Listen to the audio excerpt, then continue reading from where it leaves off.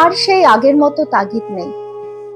সবার চোখে ভালো হওয়ার, নিজেকে ঠিক প্রমাণ করার, নিজের ব্যাপারে লোকের ভুল ধারণাগুলো ভাঙিয়ে দেওয়ার, মন রেখে চলার, এক্সপ্লেন করার, পায়ে ধরে আটকে রাখার, প্রায়োরিটি লিস্টে প্রথম থাকার, নিন্দে রটনার উত্তর দেওয়ার, এমনকি প্রতিশোধ নেওয়ারও।